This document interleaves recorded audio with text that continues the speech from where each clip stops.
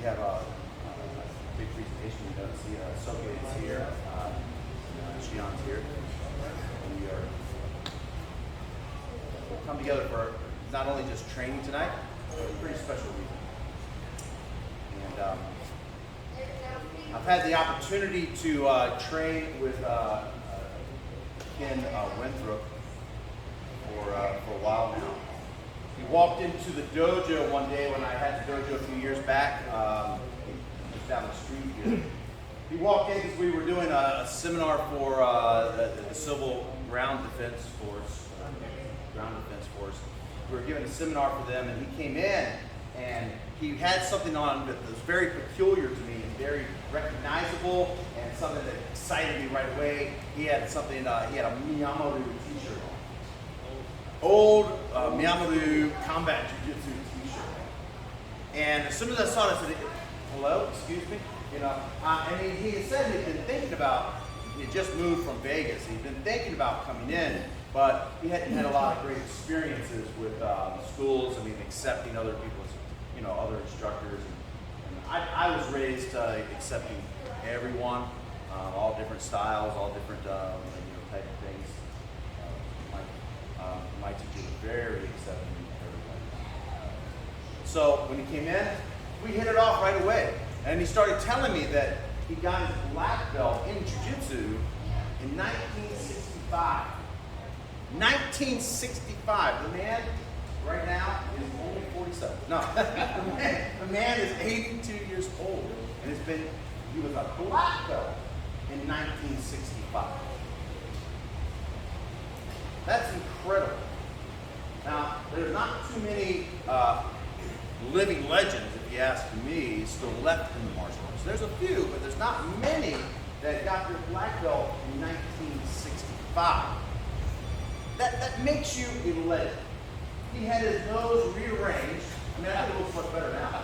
You know, by the Black Dragon himself. And if you don't know who the Black Dragon is, none other than Ron Van Cleef. The Black Dragon himself rearranged his nose for him, which is, you know what, an improvement, yes. Ron Van Cleef, if you don't know who he is, some of you guys may remember in the third or fourth, maybe it was the fourth UFC. I think it was the fourth UFC. Ron Van Cleef at 49, 50 years old. Fought. He fought Royce Gracie. And the alien Gracie was on the outside of the ring going, boys, don't hurt him, he's an old man. That was a horrible Brazilian accent.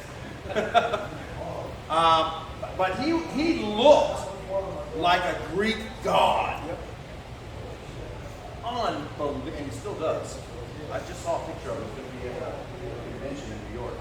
And he looks amazing. And so he's got to be, he's 78. He's not even as old.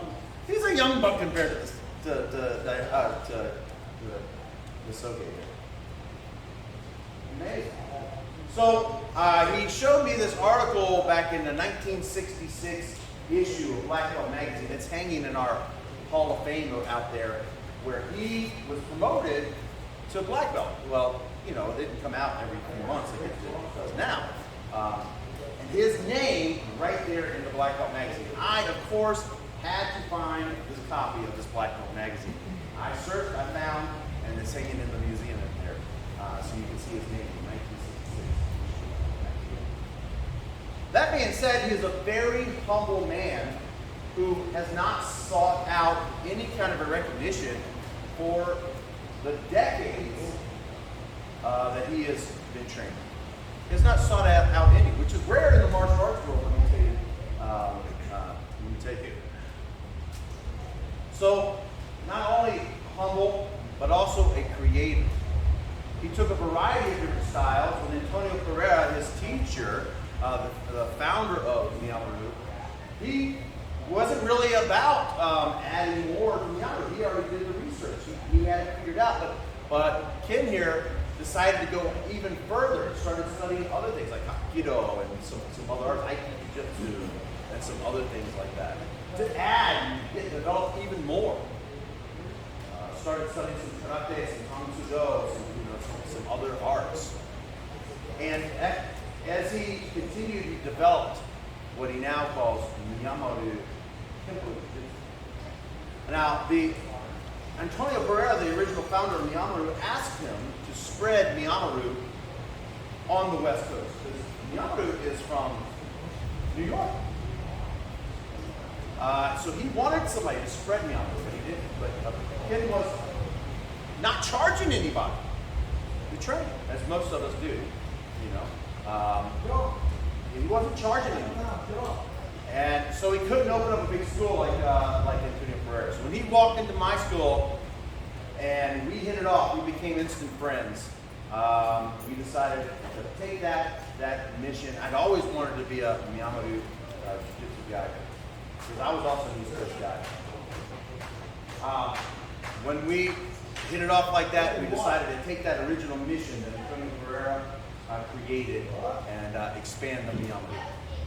So, that all being said, now that you know the history of this awesome guy here, you know he's soft-spoken, you know he's not going to have a lot to say, but we wanted to come together and recognize him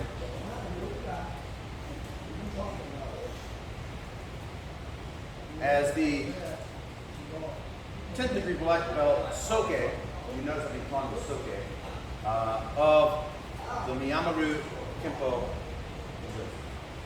It's well over deserved, probably about, I don't know, 2 centuries. If you see up there where Master Winthrop is working out in Las Vegas, I got to know him when he was only like a 5th degree. Back in the day,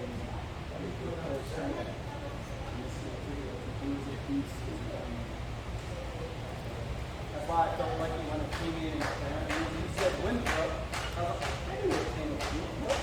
And it worked out. That was my goal. Here he is. Not as talking. Well, I'm an entertainer, you know. I'm an entertainer, you know.